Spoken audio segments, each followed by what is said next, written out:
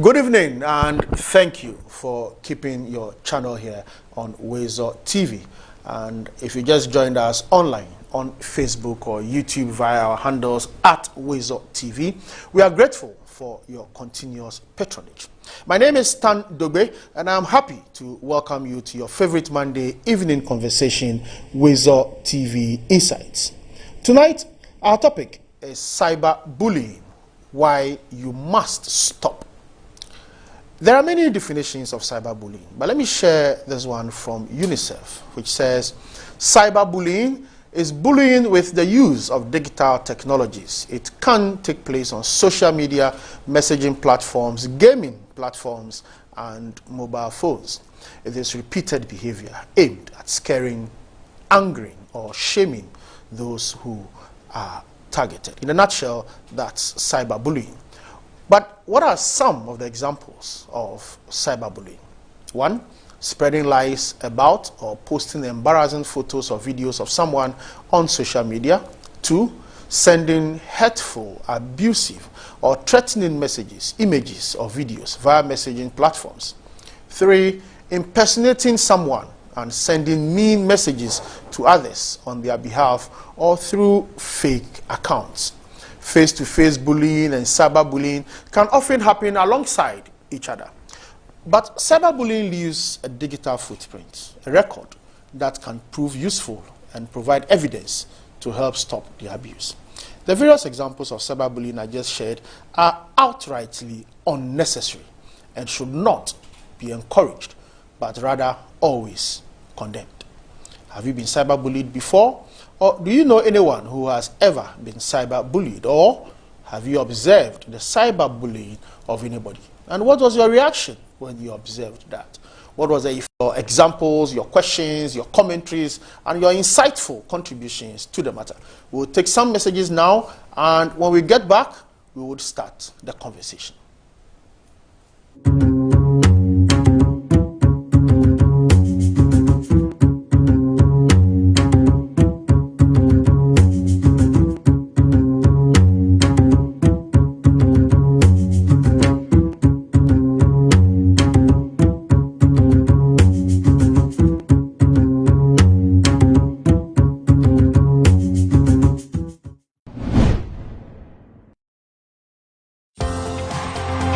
Do you want a sugar-free, freshly squeezed fruit juice? Choose Greenline fruit juice and smoothies filled with vitamin C, calcium, iron, fiber, and zinc. Every drop of Greenline juice and smoothies is naturally made to give you energy, good health, and refreshment. Enjoy your favorite Greenline orange, pineapple passion, watermelon, pineapple and turmeric, pineapple beetroot, pineapple and ginger, and healthy green. Greenline fruit juice and smoothies, powered by nature.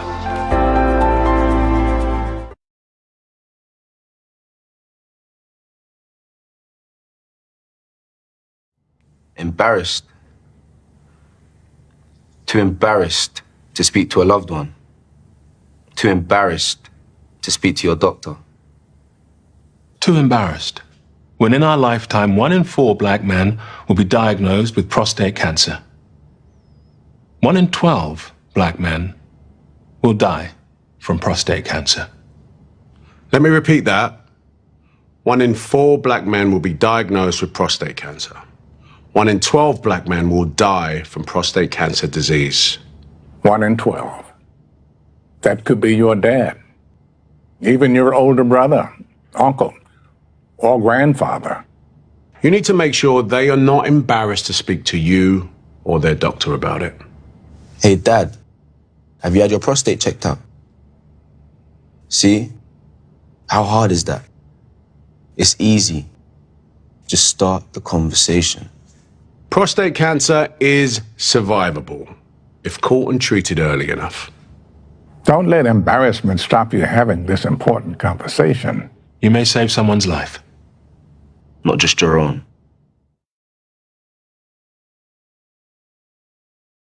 From the Lenclay Sports Stadium to the Santiago Bernabeu, from the Bucum Arena to the Madison Square Gardens. We would make sure that you do not miss out on all the scoop, the kicks, and all the flicks in the world of sports, from association football to boxing to hockey to tennis. We make sure that we bring the action to you right in your home. And for our punters out there as well, we have something very special for you in the Investors Corner. Join me on Wazer TV every Tuesday from 7 p.m. to 8:30 p.m. for Ghana's #1 sports post-mortem show, The Arena. My name is Kosi Fiaka, and I would be your host.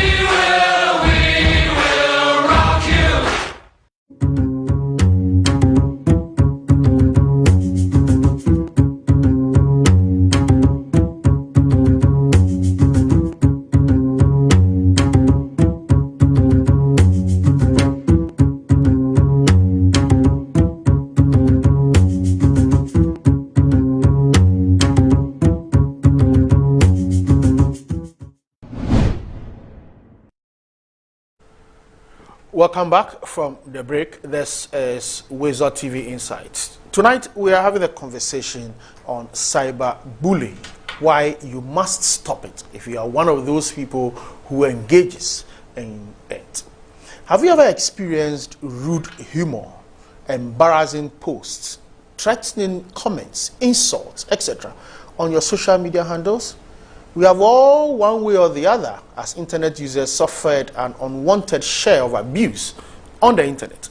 I have been a victim of cyberbullying in various forms, but unlike other victims who are adversely affected by it, of course, I have developed quite a rather tough skin for such nuisance.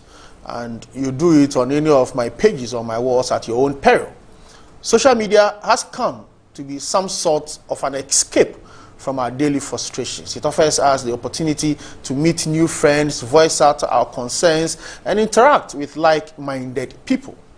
To many people, social media is supposed to be a fun platform where all friends, in quotes, joke around with each other.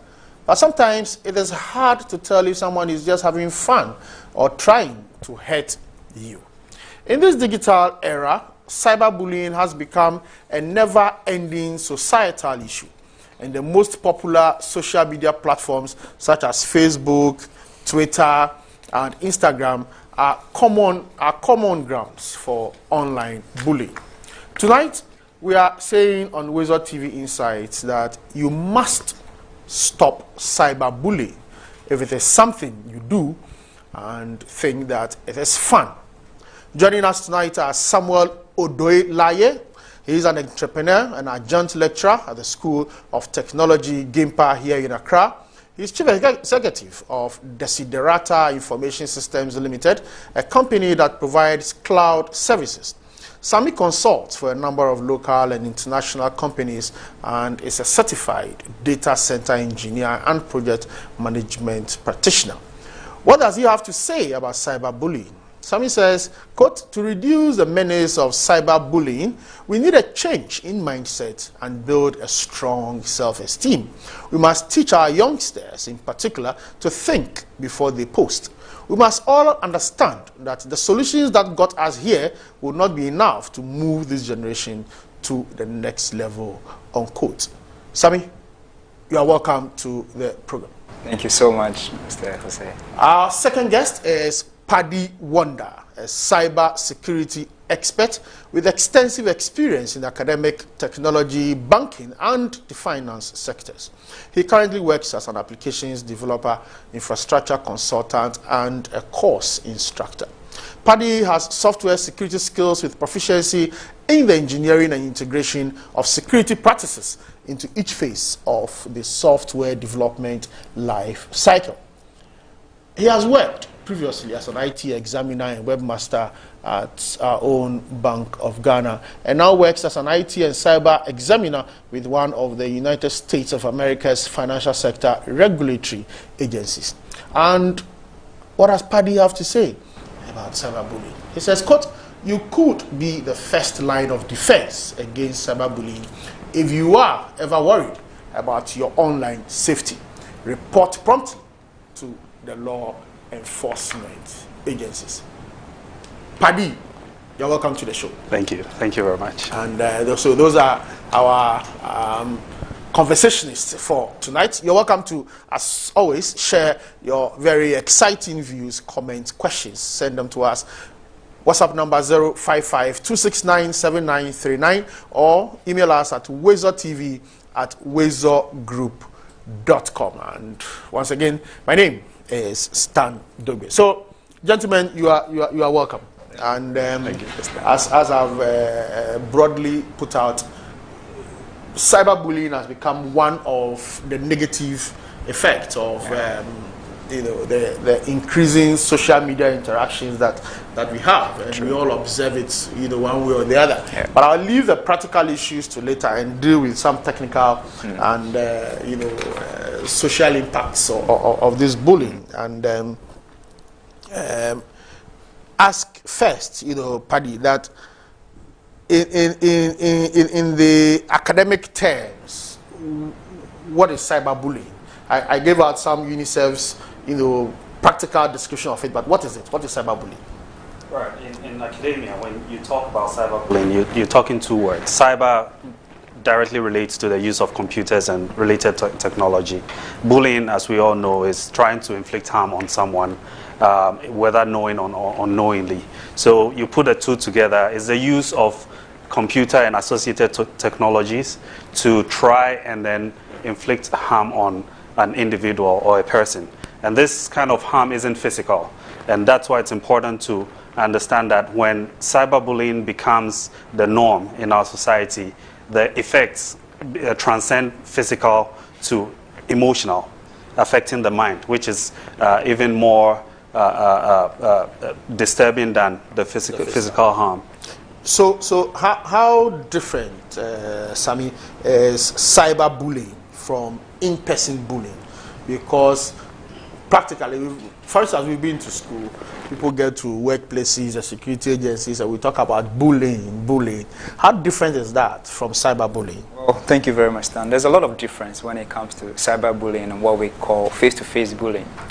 The difference is that with face-to-face or you're bullying in school or in your community, it is done in the presence of few people or one-on-one. But when it comes to cyberbullying, here the geographical context changes. It's now going to be seen by everybody who is online, not only in your own country where the person is bullying you on or whatever platform, but it's going to be global. So the effect is way dire when you consider the two. Physical bullying, if you have somebody who will stand up to your defense, it can be nipped in the bud. If it's in school, the school authority usually have a remedial process. You report, they address it through disciplinary committee and what have you. But in cyberbullying, the game changes totally. And the effect is way, way dire. Because children are most vulnerable. Sometimes they go through it. And because there is no proper mechanism to address this all the time, it ends in a very sometimes severe cases where, like Paddy said earlier, it has mental implications, it has physical, sometimes psychological as well. So this is the clear difference. And it is important that we separate the two. The physical, face-to-face bullying can be handled in a different way. Online also has its own approach. And I'm sure by the time we get to the end of the program, we'll bring more to light. So Paddy, what are some of the examples you can share of cyberbullying? Right. Well, when it comes to cyberbullying, it starts most of the time as some benign joke that friends will try to maybe say in terms of their victim. But basically, when it comes to examples, we're talking about impersonation is one of them, spreading lies and rumors about an individual online. It goes to the point where now you find people even posting embarrassing things about their victims, embarrassing videos and messages about them. So it's now, when you ask the difference, when someone is bullying you physically, they're trying to affect you or cause bodily harm, or they're right in front of you. But when it comes to the cyberspace, that's when the dynamic changes, because now they're trying to harm your person, and it goes a long way to even affect a person's self-esteem. One of the things that it could affect. So impersonation, one of them. Spreading lies and rumors about people, posting embarrassing videos about them, and even sometimes our own things that we post. You may have posted something years ago, and then it resurfaces online, and then they use it against you. I have some examples that I'll share, later. But Sami, any other examples that you want to share? There are quite a lot. You look at how it's now trending. Anything that is posted. Unfortunately, there's this saying that the internet never forgets. Digital footprints. Anytime. So it becomes very imperative. And some of the cases, we've seen them. Kids taking their own lives because they can't stand the stigma or the shame that it comes with. People jumping up. And there's something I want to put across here. The people who are causing the bullying or being bullied, most of them are youngsters and adolescents. And the fundamental problem is that anybody who is alive now and is below 25 years, we have something we call in our brain the prefrontal cortex. This particular part of the brain fully develops after 25 years. And it is what makes the adolescent very impulsive. They act irrationally. Sometimes you ask your kid, why did you do this? They have no reason. It's because the ability to really think through things has not been fully developed. So they may post things about their friends that may hurt them. It is sometimes not something they've thought through before they do. It's because they don't have that knowledge of reading through what they've posted and putting themselves in the shoes of whoever is going to read. So with this fundamental problem, it calls for continuous education. That listen, if you're online and you tend to be the bully or the one being bullied, you have to know your limits. Always think of what you post. Because over there is no proper structure in streamlining what you post. It's after you've posted that the ramifications will show up. Whether it's being liked, disliked, commented on, or stuff like that. So it becomes very important that we understand that these youngsters that are posting, they are not posting because they really want to cause harm. Some of them is sheer ignorance. And one must be very clear about that. A few weeks ago, a young daughter of one of our leading politicians, a video was posted by some,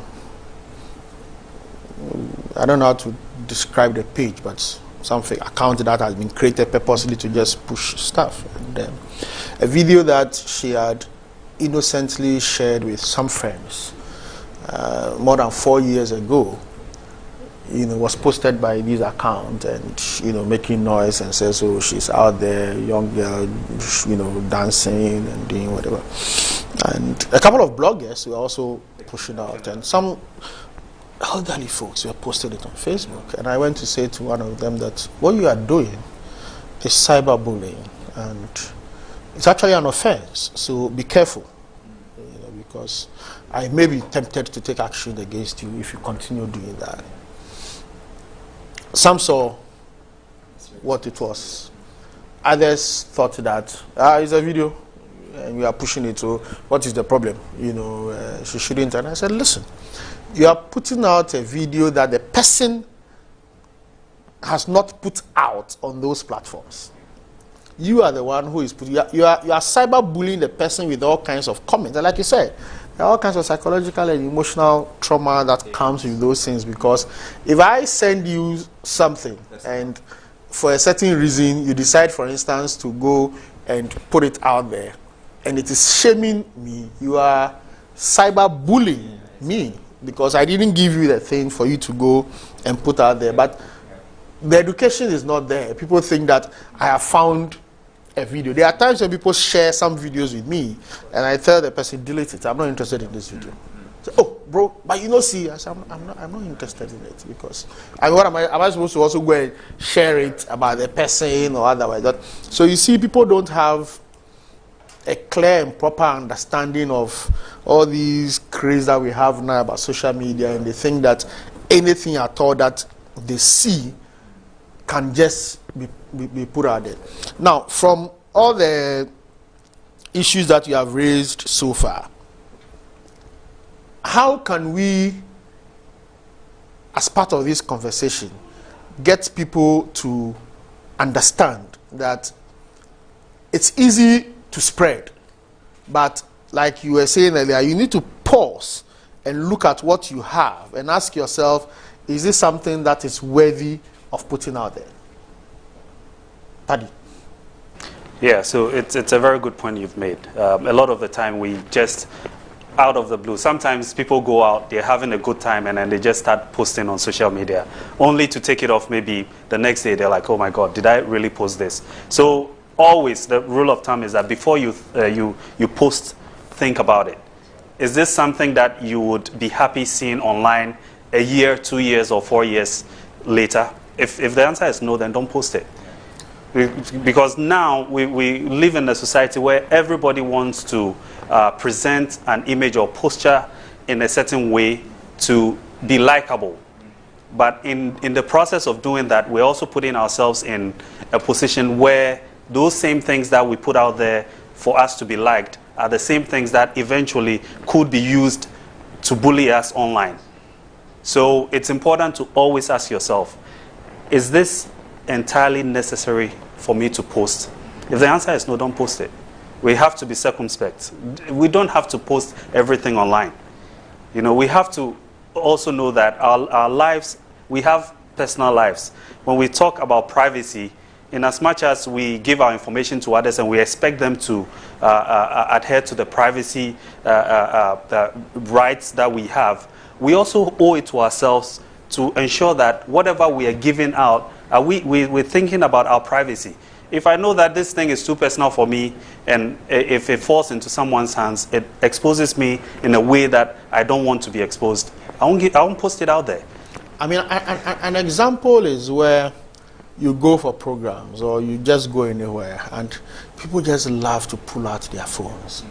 And some are even going live. I'm saying that you're at a program. You see, depending, I mean, for those of us who are into professional media and packaging, I always have issues because depending on how I am seated, depending on what I'm doing, if I'm not talking to anybody, my facial expression can depict somebody who is unhappy. It can depict somebody who is drunk. It can depict anything.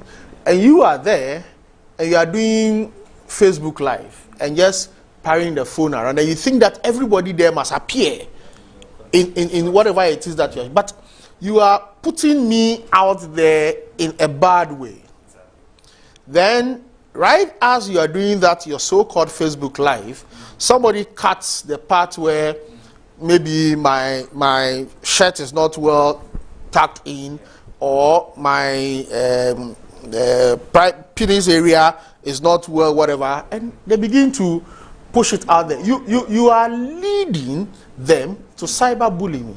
But like I'm saying, a lot of people don't. In fact, sometimes you see that you're even telling somebody that, oh, please stop the filming. You think that it is some right that because he's able to buy some 2x4 whatever smartphone, he should just be doing anything at all.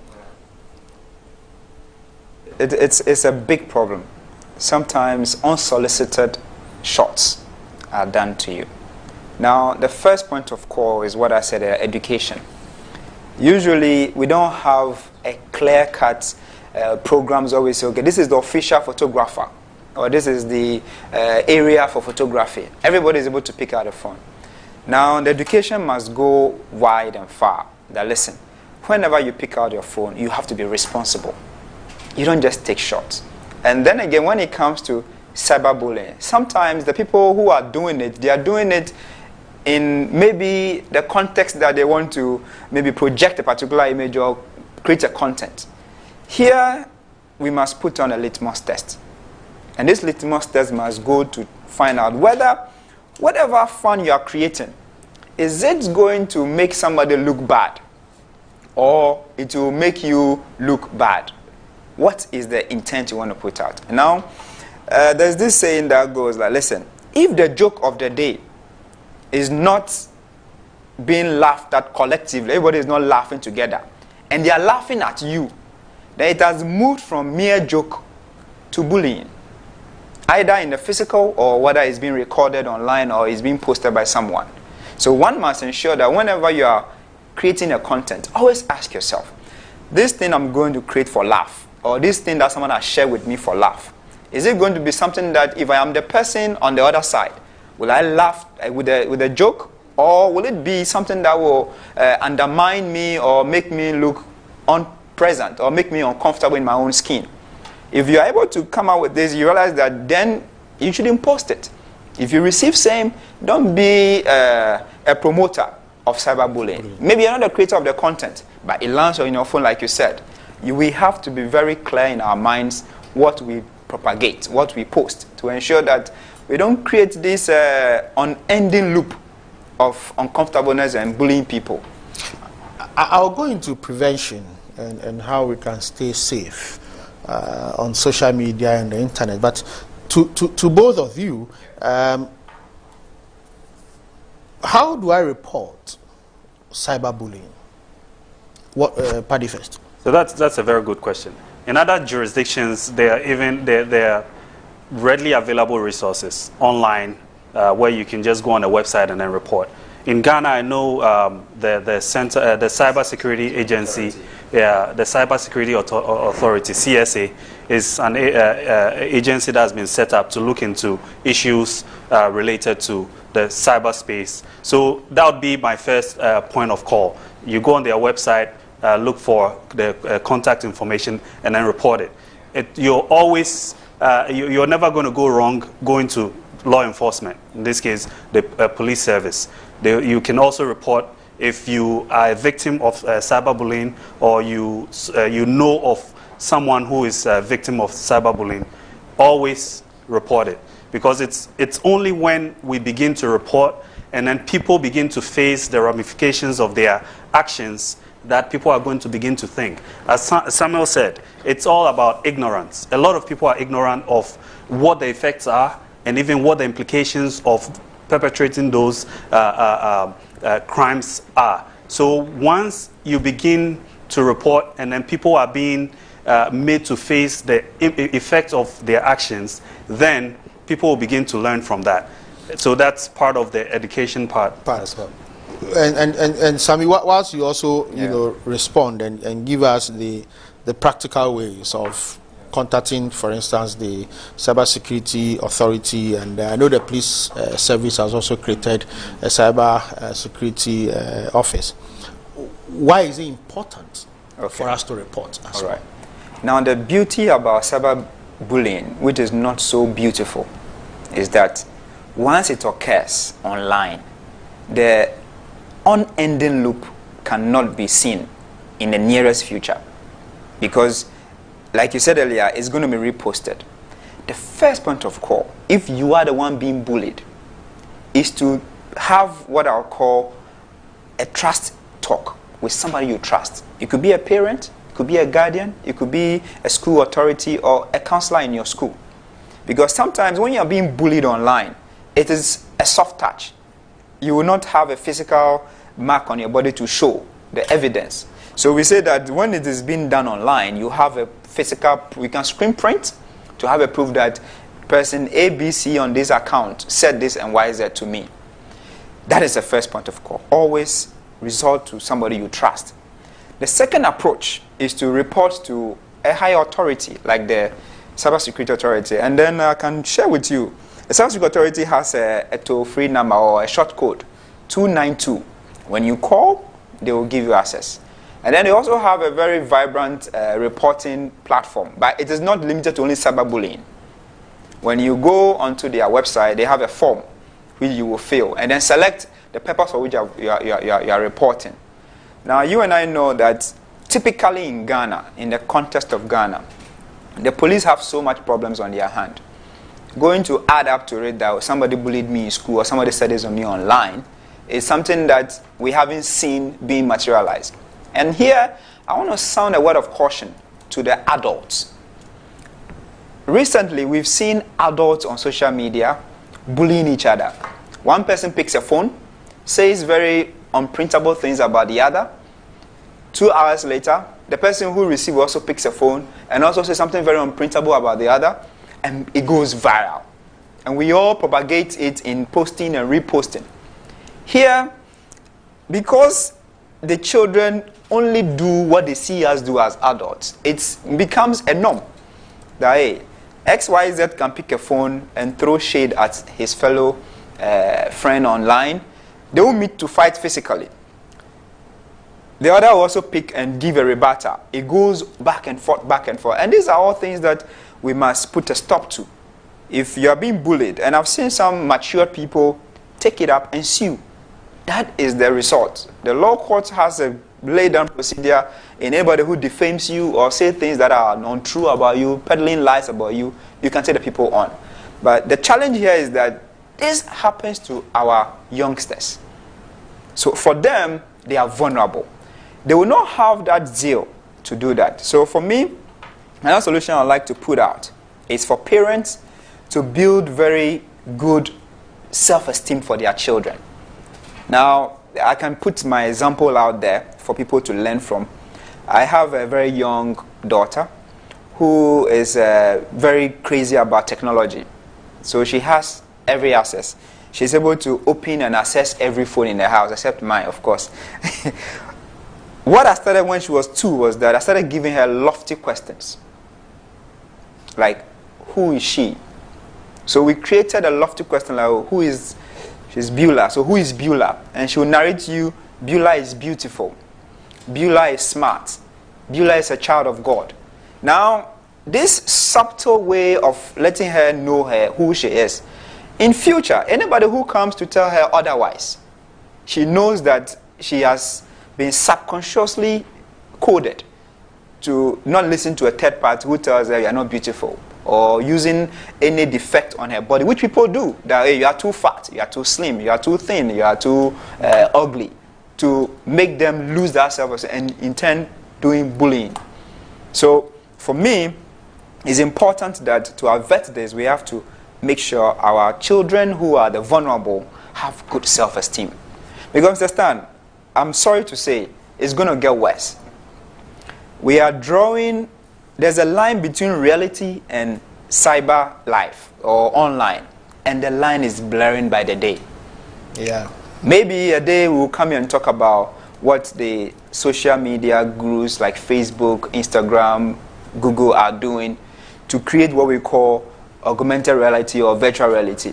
And these are very, very look-alike platforms that if care is not taken, a child will wake up and there will be no need for him or her to ride her bicycle again. Now it is going on with video games where you have them being embedded, they don't step out of the room, there's no physical activity. And it's going to get worse. The only way out is to build a good self-esteem for our kids, allow them to be self-sustained. They should be very confident within themselves that you can't bully me online and I'll get it emotionally to affect me. It's something we have to be very conscious about. Make sure every school has a unit that will handle this and handle it very well. Because it can degenerate to something that we cannot not handle if care is not taken. And I'm glad you have taken up this challenge on Weasel TV to do this. Omega is in Bole, and he just sent a message before I come back to you, Sammy. That good evening, boss. Cyberbullying is a serious thing. It can lead to suicide if the victim is not mentally strong. I believe many, especially celebrities, suffer from cyberbullying because some live fake lives on social media. So any little mistake, the boys go bashing them. All the same, cyberbullying is wrong, and all must desist from same. The number to send your messages as well is 055-269-7939, or email us at wizardtv@wizardgroup.com. Minambi Abel also writes on Facebook that thanks for educating us more on this important topic. And then from Konongo, Daniel Ampon says, thanks for hosting this great minds. They really know the practicalities surrounding the topic under discussion. Sir, please, can the originator of a picture or message of vulgarity against me be known or be found? Yeah, it's always possible. But the main thing is that, as Samuel said, when you report to the Ghana Police Service, they have so many things on their hands, right? There's a lot of crime that's going on. So it all comes to the focus that you put into what you want, the investigation that you're doing. So as a certified computer forensic hacking forensic investigator, I know of the tools that you can use to find some of these things. But these are specialized tools, and sometimes they're expensive, right? So you need to invest a lot of money into these things. And you can even start from, sometimes even your phone that you use to take pictures has metadata attached to the pictures. I send you a picture, you'd be able to tell what phone I used and where I took it and all of those things. It's a starting point. So sometimes as these things, this metadata that comes with a video or the media that is transmitted could be used to trace it. But when someone who is very sophisticated does send some of these things, it might be difficult for the layperson to trace it. But as we all know, a lot of the time, people are doing it out of ignorance, and they don't even know that there's information attached to what they are sending that could lead to them. So in a nutshell, yes, it's possible. But it also depends on the sophistication of the act. Yeah. One of the effects or impact of cyberbullying is that those who sometimes unfortunately suffer it quickly deactivate their accounts and they run away from either Facebook or Twitter or wherever, because I mean it's like that's the only safe zone. Just quickly deactivate your account and go. Of course, if you ask me, I will not tell you to deactivate your account either, because I mean if you try to go there, we'll go there and we'll do it ourselves very well. But without giving up your access to the internet or to the social media, how can one prevent him or herself from being cyberbullied or stay safe, on social media? I must add that day in, day out, these social media sites are always improving on how they protect people from being cyberbullied. Now, as the saying goes, good is not good enough if better is expected. So it's a work in progress. However, the onus is on you, the person who is going online, to do the right thing. Now, there are tools that will help you stay safe online.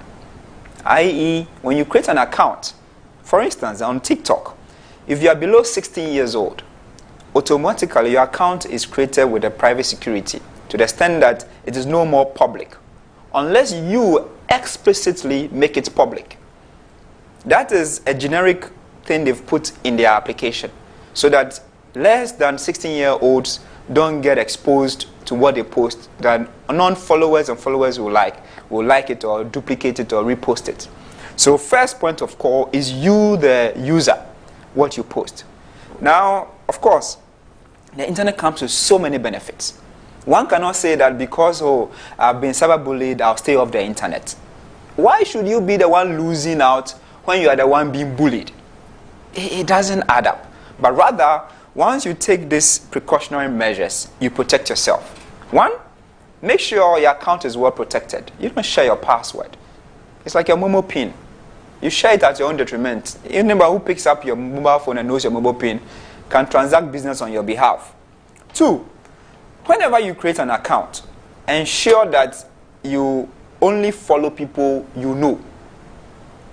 And you don't share things with people that you don't also know. Ensure that whatever you post is being thought through. You think through it properly before you post. So that at least, like Paddy said earlier, 10 years from now, would you look at it and feel embarrassed of your own post? If the question is yes, then don't do it at all. The same way, in some of the platforms, if it is a private account and you are not following me back, you can't even like my post. You don't even see it. So one must be very conscious of what he or she does on his or her account. Unfortunately, the education is not as wide as the usage. And there's another flip side to the coin, monetization. The more people like your post, the more the tendency of you generating content. In our circles, you know, everybody appears to be an influencer. That's it's been so abused that everybody is an influencer or wants to be an influencer in one way or the other. So they think that posting nonsense is what will get them that following, of course. So, and it's lack of education and out of ignorance. Unfortunately, it is not making the place very productive as it ought to be, because people are abusing the platform to do untoward things. So the onus really lies on the person creating the account. And also, parents are the most important players in this particular scenario. When you buy gadgets or phones for your kids, don't just leave it at that. Get into the habit of putting in some parental controls. Certain websites can be blocked. And we should have a clear-cut phone time or internet time. Don't leave them to be at liberty to use it anyhow, anywhen, whenever they like. And it's just not going to augur well for the kids themselves and you, the parent. Because at the end of the day, when the problem comes, you'll be the one to solve it. So it's important that parents are very clear in their minds what time they allot for their kids to be online. If they buy the gadgets for them, make sure that you put in the right security features to ensure that you can. And please, Wizard TV is always available, and we are also available to support. If you don't have the know-how, reach out. We will help you to put those measures in place to ensure that at least the future leaders are supported and protected. Paddy, anything more to add? Yeah, I think at the end of the day, it comes to, Samuel said a lot, but it comes to the need for people to be seen, right? And because of that need, they want to put themselves out there. And now the whole fake life thing is something we can talk about for hours on end. But I think even on Instagram, you can post something and then make sure that only a select few friends are seeing it, right? So if you definitely have to post it, you're having a great time, a great night out, and you want to capture it and then post it for some friends to see, you can select a few friends who you can trust and then make it available for them only to see. It's the same on WhatsApp, your WhatsApp stories and other things. So the social media platforms, the social media companies have put in a lot of tools to help us. The thing is for us to make use of these tools to protect ourselves. And that's where the work has to be put in. The default settings, for the most part, aren't the most secure. But then we have to go the extra mile. But the unfortunate thing is that a lot of people don't know about these things. And avenues like this, this program, as discussing it, could be the starting point for people to get to know that this is even possible for you to do. Once you know it's possible, then you find ways to do it. So, and like I said earlier, for some people, of course, they don't know that they can even report. They don't know that, in fact, cyber bullying, cyber crime is one of the easiest, crimes that you can report and get action on. So they prefer to rather run. Of course, even the account that is even cyber bullying you can report that account, whether on Facebook or Twitter or wherever, and support, with some evidence, and the person's account can also be taken. So don't fret, don't run away. Yeah. We know that psychologically and emotionally some of these things can be traumatizing, and they can get you to be in. But sometimes it's good to be strong and rather move in and take action. There's a young man on Twitter who I observe just sends out, writes any nonsense to anything that somebody posts, and then comes and whatever. And of course, maybe he gets him some likes and retweets and stuff, so he thinks that it is fun, but it is not, And ladies and gentlemen, I think he went for a job interview, and he was reminded by those who were interviewing him that are you not the one who did it? That's the effect of the digital footprints that we are talking about. But that act that he engages in all the time is cyberbullying. and he can be dealt with legally if you report. And we'll give you some more details about the Cybersecurity Authority and how to, go ahead with your reports, the report platform that they have. But you need to stop that, body shaming. Somebody posts a picture and then you just go and say, oh, look at his contours, or look at this guy with oblong head and all that. I mean, you cannot take delight in just shaming people in that manner and obviously bullying them. So let's be careful. The topic for this evening is cyber bullying, why you must stop, on a conversation with Stan Dogbe here on Weasel TV Insights. My guest, Samuel Laye and Paddy Wonder. They are all cyber security experts and data protection experts, and I believe that you are enjoying the insights that they are bringing to the subject. Our aim here on Weasel TV, as always, is to broaden the conversation, let everybody be a part of the conversation, so you can situate what you are going through or what you have experienced or observed within the context of what we are talking about. And we do hope that the effort we make in bringing out some of these issues that are ordinarily not spoken about, the education and the details that we bring, and the preventive mechanisms that we introduce you to, continue to be very helpful to you, to your siblings, to your children, to your parents, and whoever you are connected with. Weasel TV Insight is on every Monday at 8 p.m. and we have a repeat of the program on Wednesdays at 10 a.m. and also on Saturdays in the morning. If you have any questions for my guests, or you have some experiences to narrate or some information to provide, the email address is weaseltv@weaselgroup.com, and the WhatsApp number is 055-269-7939. We will go for a break shortly, but I want to take some questions that I have here before we continue. And Kwamina is watching from Asin Fosu in the central region. And Paddy, he says, when someone hacks your account and uses it to post useless stuff, is it a form of cyberbullying? Absolutely.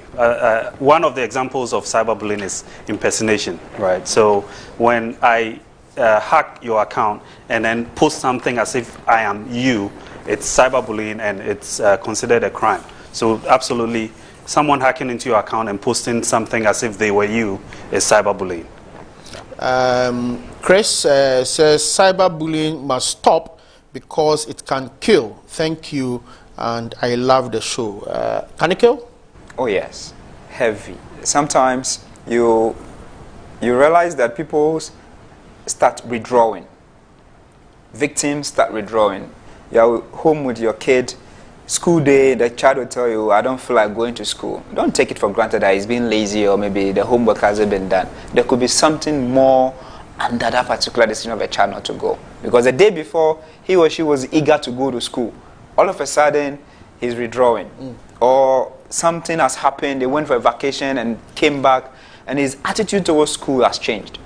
Your child is no more comfortable sitting with you to talk about school matters because maybe you feel you are a big boy, you are a big girl. Why do I allow such a person to say that about you online or stuff like that? So it can very much kill. And there have been instances where people take their lives because their friends said, oh, you are ugly, or you should die already. Like, the world will be a better place without you. Such things, when these adolescents hear, it gets to them. It gets to them. And because they have not fully developed the frontal cortex, prefrontal cortex, they are not able to overcome it. They don't have good self-esteem at that young age, so they end up killing themselves. Recently, we had some on the university campuses.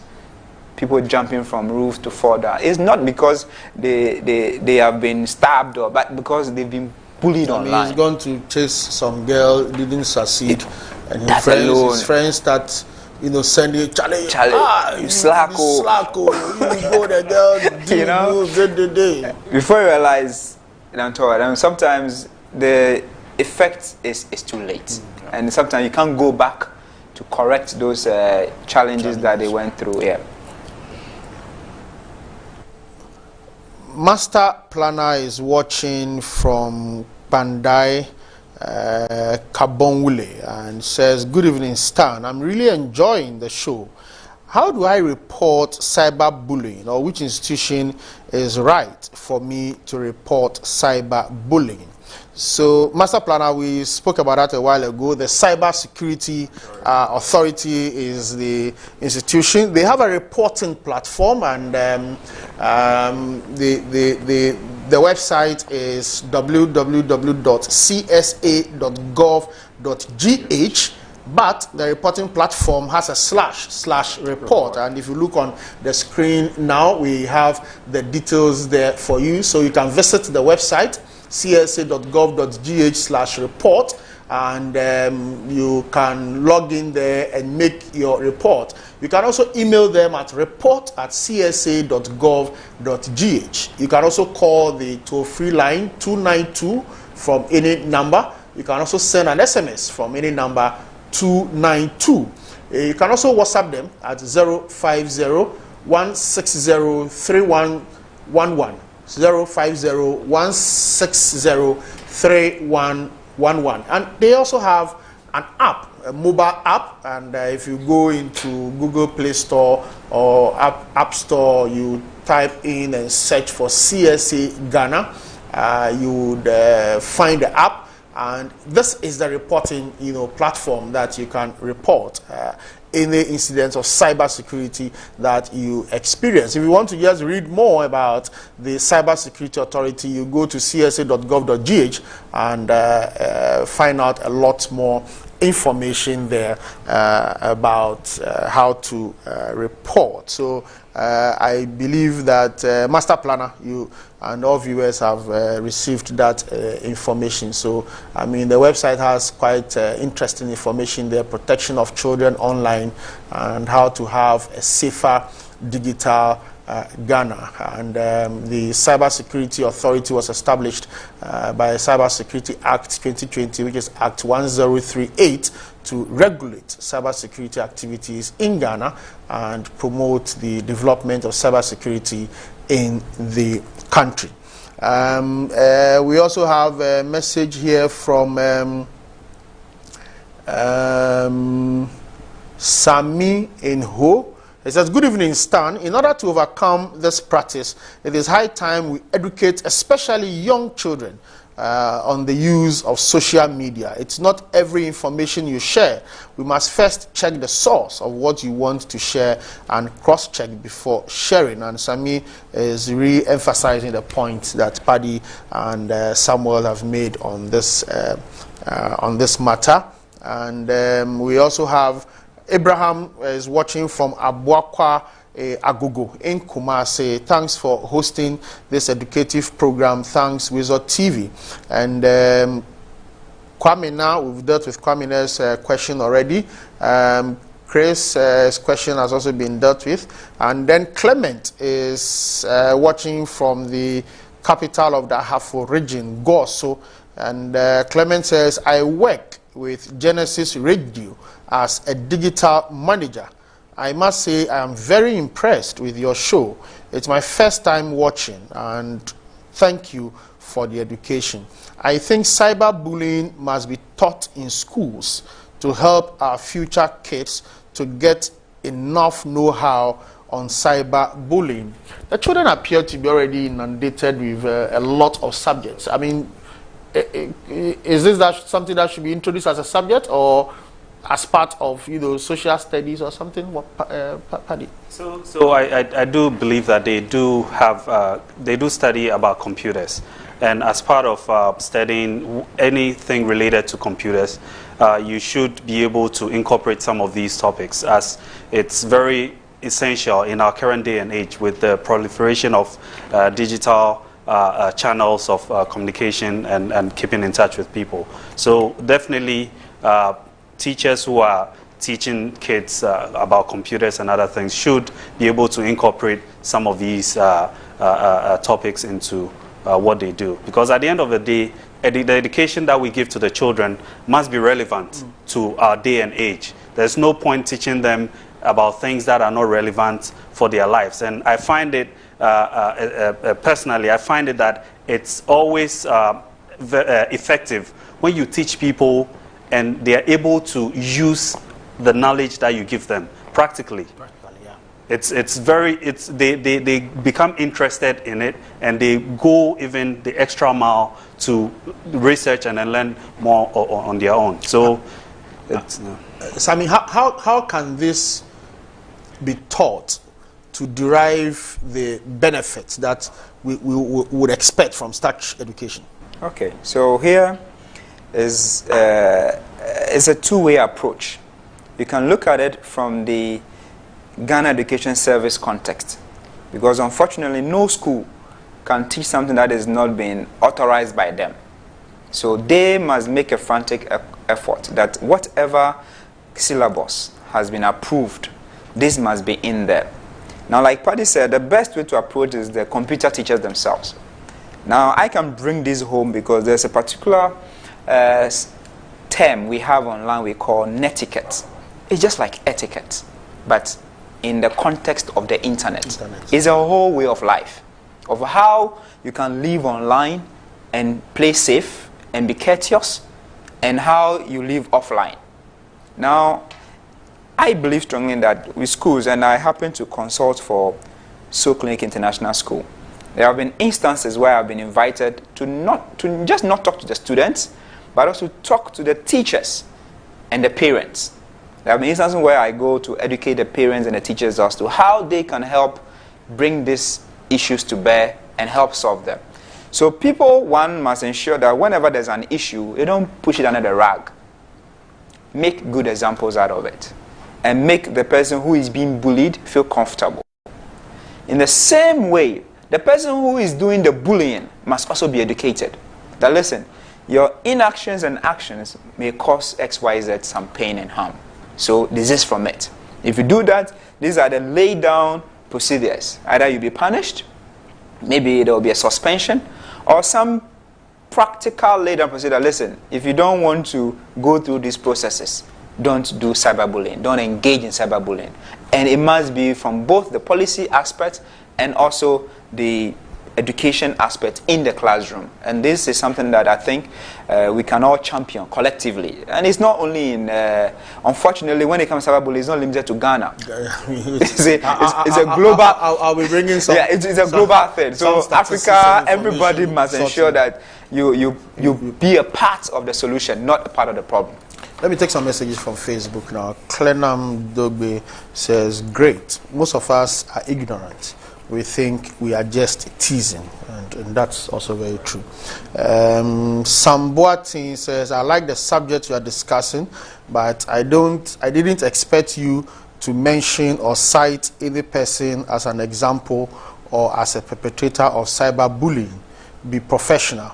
That said, the show is interesting and educative. Well, then I prefer to be seen as somebody who is not professional. If somebody is cyberbullying, it's a crime. And I mean, I didn't even mention any name, but if you know who it is who is perpetrating the cyberbullying, and you think that the person must be encouraged to continue doing that, then obviously all the interesting things that you have heard on this program has obviously not entered through you very well to understand what we are talking about. You don't shield cyber bullies, and I note the negativity anytime you come onto this platform, but you don't have to watch if it doesn't make sense to you. I think so. Wezo TV Insights. My name is Stan Dogbe. We'll take a short break, and when we come, I'll take some further comments and questions from our viewers. Stay tuned.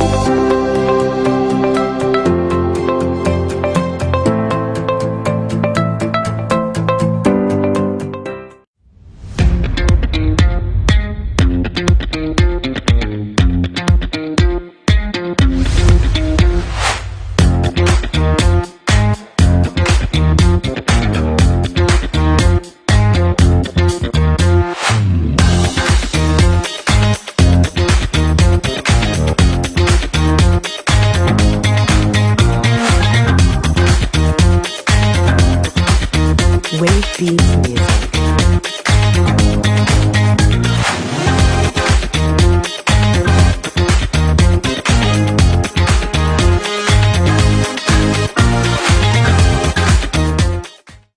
From the Lenclay Sports Stadium to the Santiago Bernabeu, from the Bochum Arena to the Madison Square Gardens, we would make sure that you do not miss out on all the scoop, the kicks, and all the flicks in the world of sports, from association football to boxing to hockey to tennis. We make sure that we bring the action to you right in your home. And for our punters out there as well, we have something very special for you in the Investors Corner. Join me on Wazer TV every Tuesday from 7 p.m. to 8:30 p.m. for Ghana's #1 sports post-mortem show, The Arena. My name is Kosi Fiaka, and I would be your host.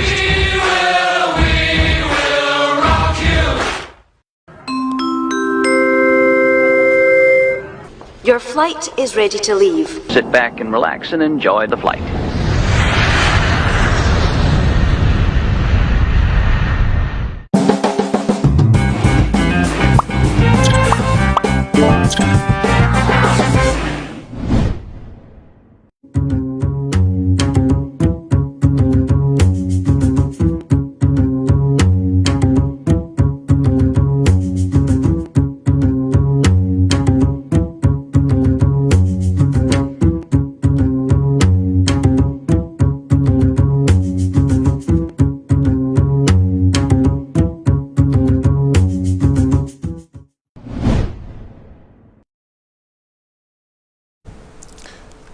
Wazer TV, and this is Wazer TV Insights. If you are watching us on your multi-TV or HD Plus or your satellite television, remember that you can follow us on Facebook at Wazer TV, or on Twitter or YouTube also at Wazer TV.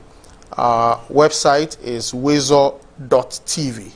And we welcome you to enjoy our 24-hour exciting programming that we bring you: movies, music, documentaries, live programs, etc. And I'm sure today you enjoyed the live broadcast that we brought you from the Upper West region, where the president is on a 2-day tour of the Upper West region. Tomorrow you can follow us here on Wazer TV to continue watching his tour, and also we would follow him to the Savannah region from the Upper West region on Wednesday. This is Wazer TV. We bring you the information that you must know.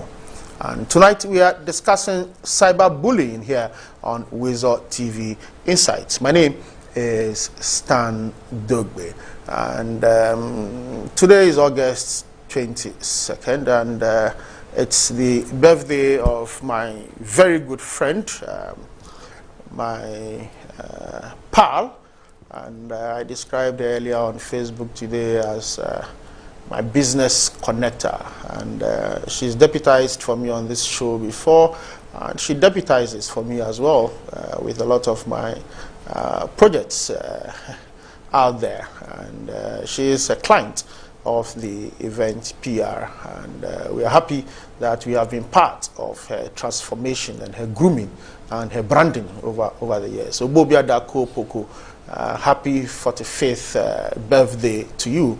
And during the break, I had my very football partisan team from MCR rushing into the studio to remind me that Manchester United won their game, and I'm surprised. I mean, these are people who were demolished by 4-0, and they've won by 2-1, and they are all excited and jumping all over here. But you deserve to be congratulated, and I think it's a very good birthday present for our friend Obobia. She's a very good friend of the Wazer group of companies, and especially for Wazer TV and the event PR. So congratulations, Manchester United. But the season is still one for Manchester City to win, and so you can't lose all the time. So it's good you won this time. So Stephen forget about your win. Now let's get onto the screens.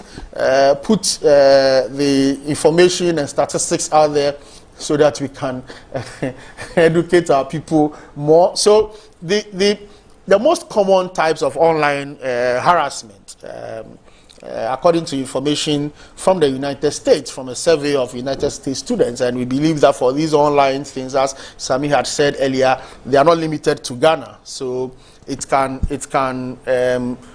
continue. You know, you can relate it to Ghana and to Africa. You know, and then use it and understand. So sexual remarks, 12.1%, online rumors, 20.1%, mean comments, 22.5%, and others, 45.3%. So I mean, does this statistics surprise you?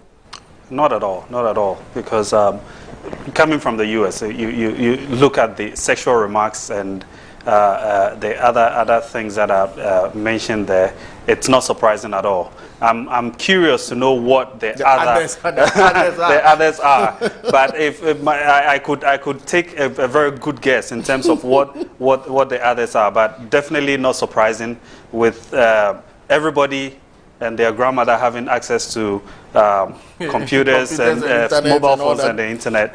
You'll find a lot of people hiding behind these devices and the internet to do some of these things. I mean, I know that in the US, for instance, even, you know, because of the group games that the young people play, there are times when 2 or 3 will gang up against one and, you know, do all kinds of things. So I'm sure they all fit in.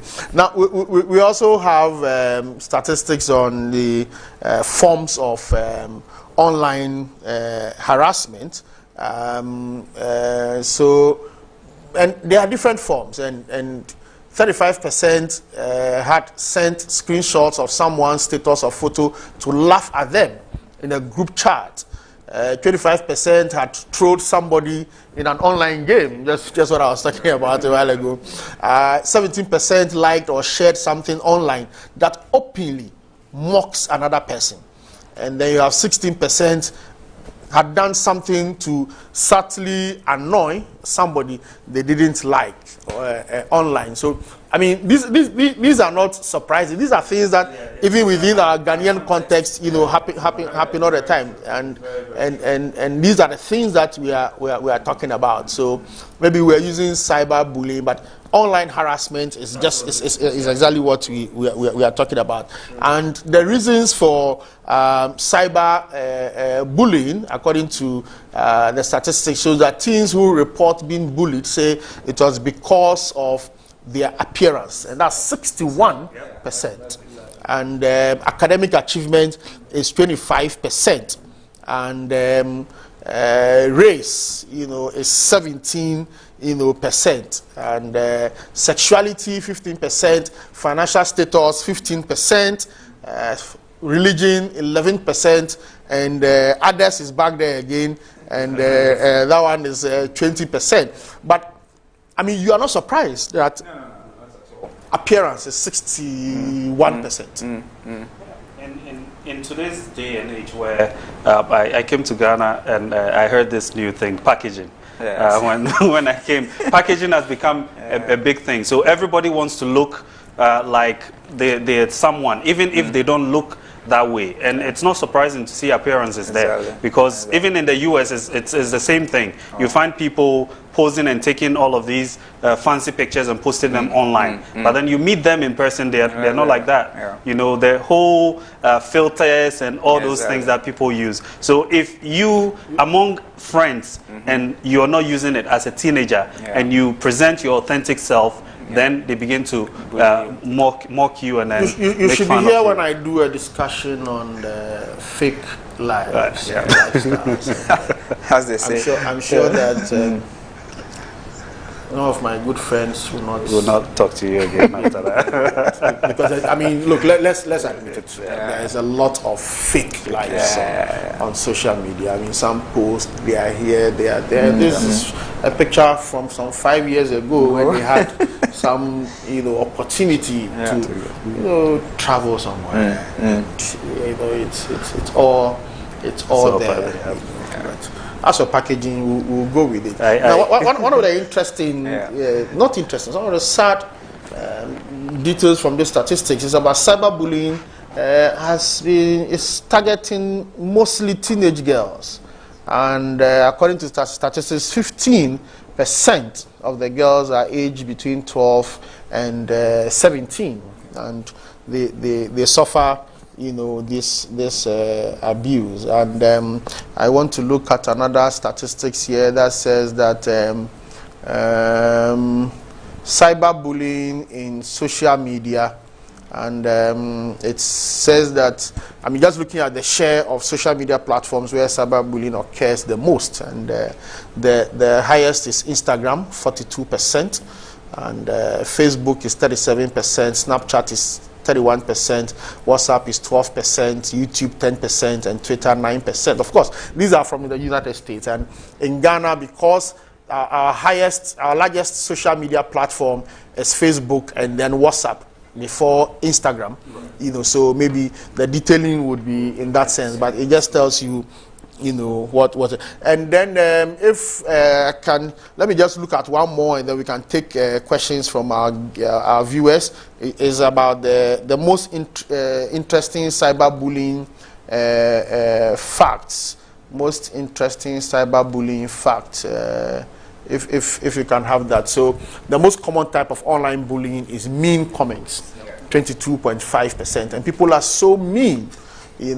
But I say every day that if you come under my post and you are mean, we will all be mean with each other, because I may not have the time to go and report you to somebody, but we'll be mean to each other. Particularly, if it's one of those accounts that are fake or whatever, I'll not be interested in you, and of course I'll block you. I won't keep you on my page for anything. And those who complain that you have been blocked, I will block you, because you don't make any sense on my page. 35% had shared a screenshot of someone's status or photo to laugh at them. 61% of teenagers who report being bullied say it was because of their appearance, as we said. 41% of adults who use the internet have personally experienced online harassment. 77% of online harassment victims reported that they had been harassed on Facebook, and 7 in 10 young people experience cyberbullying before they hit the age of 18. So those are some of the statistics out there. And Pastor, I'd like to take a position on your stand, against your position on your stand. Yes. If someone is mean to you, you also be mean back. You see, when you tend to reply or comment on the person's mean messages, you rather encourage the person. So I should report. Don't report. I should just block the person, and the person will no longer be relevant. And because these platforms have tools that allows you to report them. Once you block, report. Because you see, you may have very strong self-esteem to shoulder it off, or a tough skin to wither it off. But the next victim may not be that strong. So let's help to clean the system. Those who are doing that, once you block them 3-4 times, they don't know As for Francis Oklu and I, blocking is not our problem. Okay. After all, it is my page. Of course. You can go and do it on your own page, but don't. So they are, because you see, there are people who even come on my. If you come on my page to contribute to a conversation and you respond to somebody in whatever, I'll delete your post and I'll block you. Because clearly you don't have anything to do. It goes to say, a platform like WhatsApp, it's important that administrators take up the challenge. Some people are just there to tease people. They won't make meaningful contributions. They will never say, posts that are not relevant is where they post on a platform. And these are all things that detract and reduce the progression of the page. Purpose for which pages are created are always defeated. Because admins are not very strict on ensuring that the function or the objective of the group is being achieved. So it's important that this education to go out to those people as well. Charles is watching in Accra, says, I'm really enjoying your show. If someone hacks your account, Paddy, and uses it to cyber bully, and eventually someone reports the account, will the law enforcement agencies come for you as an offender? I believe that initially it was your attack. It was your the attack was hacked. So ultimately, it's your responsibility to make sure that your account is secure and that nobody uses your account. However, if you're able to prove to them that your account was hacked, then you'd be and assist them in investigating, then you would be left off the hook. And to that point, it's important that if you realize your account is hacked, report it. The moment you see that your account has been hacked, report it. Because again, someone could use your account, impersonate you, and then go and then be bullying someone online. And that would always come back to you. But law enforcement is always has the ability, especially if you cooperate with them, to find out who ultimately is behind it. One of the problems many people are having now is WhatsApp hacking, and there's a question on it. It says, good evening, thanks so much for this wonderful opportunity. I have a question. How do we track those hacking people's accounts, more especially WhatsApp platforms? Okay. So with that one, there's a procedure. It calls for education. Once your account has been compromised, what you have to do is to report to your admin that, listen, I think my account, then they will drop you. Because what happens is that if in some instances the admin himself has been hacked, so before you realize, the person has dropped the admin and made himself admin and having access to everybody's contact and also resources that they have in a group.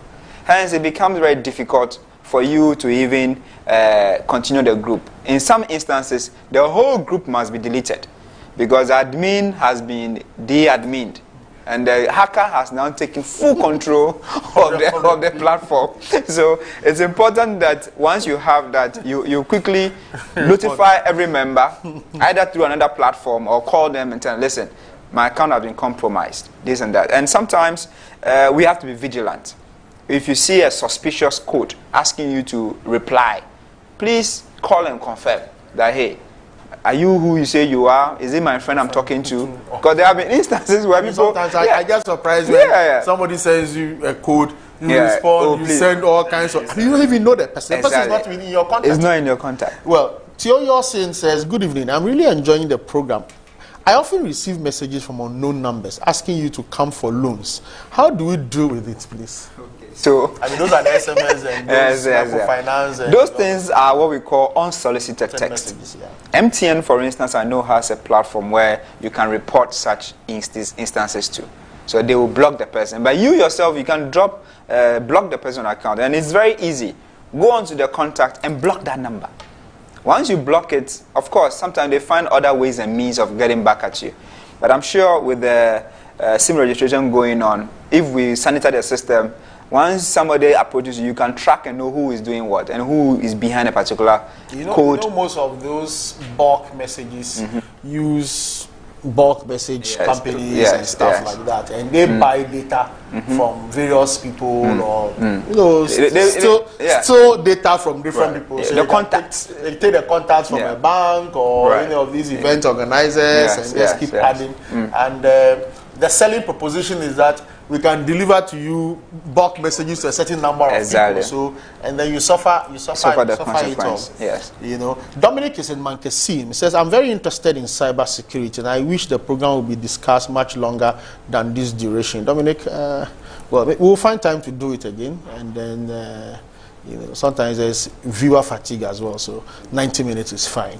Good evening. Please, how would one know that he or she is being bullied? He or she is bullying someone by continuously posting his or her picture on social media? Even this, I should even ask the experts. I mean, if the picture is complimentary, if the picture is not complimentary, of the person or whatever, then you are cyberbullying the person. If it's a nice picture, if you post very nice pictures of me, I'm sure that I'll come and like it and say, Charlie, congrats. But if it's not a very, you know, exciting one, and I'm not looking too good, or my shirt is, you know, torn or dirty or somewhere, you know. And they can subject it to the litmus test we've created. Yeah. If the joke or whatever you are posting is not laughable by all, and it is making somebody not to laugh, it has moved from a joke to a bully. So once you realize that whatever you've posted, if it is you will not laugh at it, please don't post it.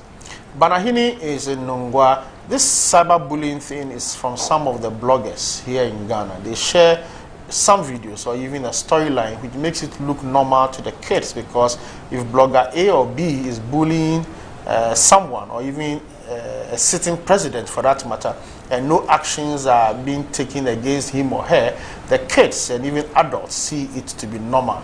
Most of these bloggers need to be sanctioned. Report them to the Cybersecurity Authority if you find any. Gilbert Novienyo says one way to prevent cyberbullying is log out of your accounts on public computers or devices. Okay, I get that. And then I am Salman Faris, watching live from Tamale in the northern region, specifically Savelugu. Your program is the best ever. We urge you to promote it and make good use of it, and also keep the country safe. Big shout out to you all in the studio. Thank you very much, Salman, and all those watching us from Tamale in the northern region. I wanted to go back to Facebook and take some comments there. Gilly Gilbert says one way to also prevent cyberbullying is to log out of your accounts. Okay, so somebody shared that earlier. And then let me go to the emails now. And my name is Uchena Uwama from Edo State in Nigeria. I love your show. It's quite interesting and educative. I love it. Please keep it up. Thank you very much, Uchama. And then Theophilus Apia says, this is a nice topic, very educative. We wish we can get much more from Wezo TV. Please, we can stop this cyberbullying when there is mass education on it and also its effect, because majority of the citizens don't know about this. Theophilus Apia, thank you very much. And that's basically what our guests have been talking about, that we need to educate people more, and we are happy that we are contributing our quota one way or the other to this. And then Chinedu Ania Boso says, thanks a lot for this program tonight. I am a student and I really learnt a lot. And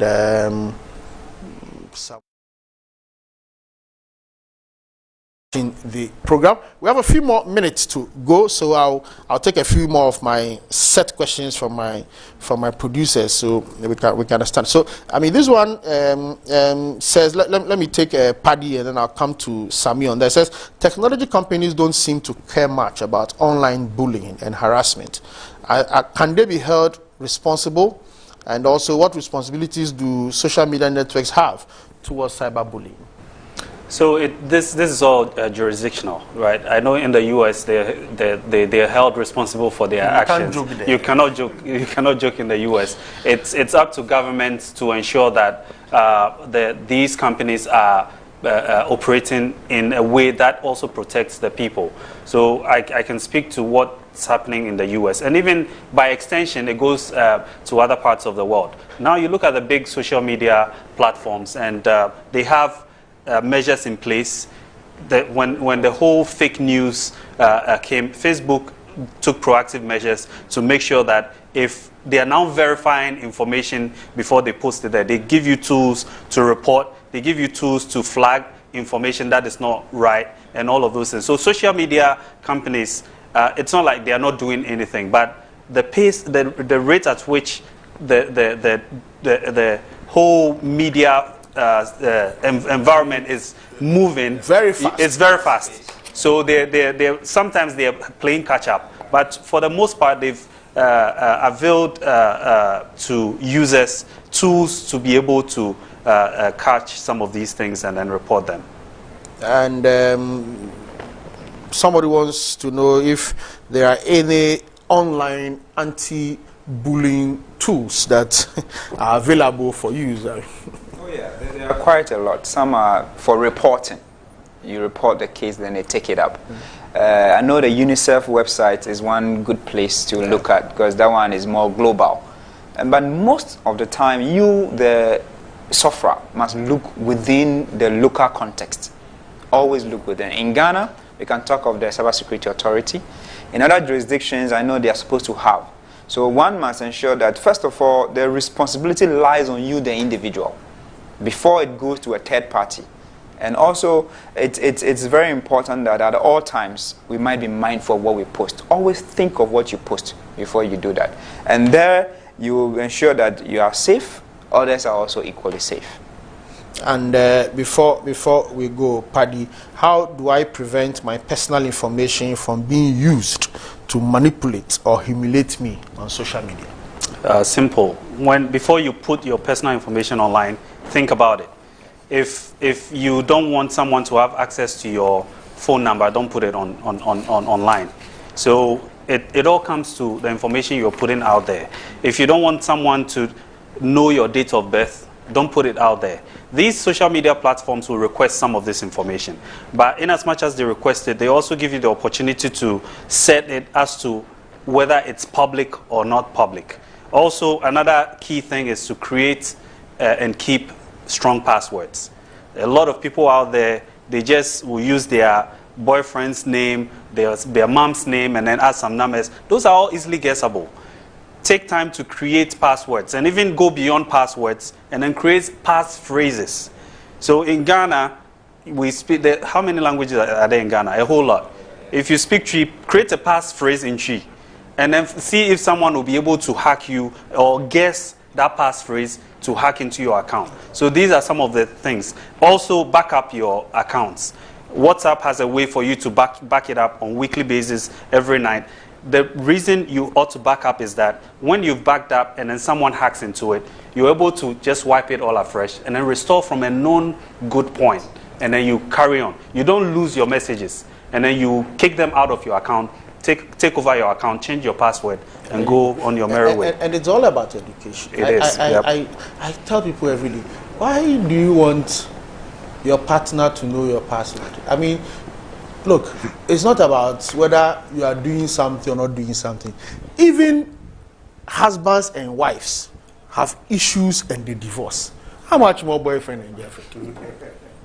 So then there's a problem, the guy wants to leave, or the girl wants to leave, and because he has your password, he goes in there, picks some things, and then begins to use it against you, and then you are shouting. I'm saying that even a wife and a husband gets into problems. And before the divorce, there's a lot of acrimony that password thing can also be a problem. But it is all about education. Look, my 8-year-old daughter will not let me, the father, know what her password is. She has protested, said, Daddy, that's my password. Yes. And what are you going to say? And I asked the mother, do you know? She said, hey. But it is the education, because you see, because of the environment in which they grow up, they are told so many things, and they are taught so many things that they know what it means to protect. So not letting me know her password does not mean that she's doing anything secretive or untoward. You know. So if you don't let your boyfriend know your password, it doesn't mean that you are cheating on him. So all these young ladies who then they have some pictures or some information they've had or some photos or videos that are supposed to be private, and then just before the boy will leave, he will copy it onto his phone and then go and splash it out there, and then there's trouble. Madam, take your password, protect yourself, don't give it to anybody. Thank you very much. Samuel Odoylaye, adjunct lecturer at the School of Technology, GIMPA here in Accra. He's also chief executive of Desiderata Information Systems Limited. Thank you very much for your time and for the very educative and insightful information that you've shared with viewers tonight. Paddy Wonder is a cybersecurity expert and also has extensive experience in academia, technology, banking, and the finance sectors. And he is from the US on holiday in Ghana. And I thank him for truncating his holiday tonight to be with us today, but I'm sure that he's glad with himself because he's impacted a lot of knowledge and information to people out there. And thank you very much, Paddy, for joining us on the show. My name is Stan Udogbe. It's a delight always to be with you here on Wezo TV Insights. I'll join you again next week, Monday, but you can watch the show again, download it on Facebook or YouTube and watch. And if there are any questions that you have, send them to 055-269-7939 or join a repeat of this program on Wednesday and on Saturday. Thank you very much to my producers, Josephine Gogo and Winziba Ali Apiaka, and the technical production team led by Kweku Frimpon, Al-Haji, Stephen, Frank, Osofo Jonas, Kelvin, Ike, and Ni on sounds, and then also photography, Kolasuso, Francis Osewusu, and our beautiful Beth, who joined us in the studio this evening, and our MCR technician, Frank Dumpty. I thank all of you, and to all those who support what we do here at Weasel TV, Mustafa, security man at the gate, Mariam, administrative manager, Rosemont, an intern from Central University College, who is here with us, and also Sherry Sichofe, also an intern who is here with us. I thank you all for making Weasel TV what it is today, and we promise you much more exciting programming here on your favorite television station. Good night. I don't look like what I have been through. You've turned my pit into a well. So the essence of my praise is centered on your grace. Adum, Adum, Wadum. I've been through a lot, but grace sustained me. My test is now a testimony. So the essence of my praise is centered on your grace. Adum, Adum, Wadum. It was you, my lawyer in that courtroom. It was you, my soldier on that battlefield.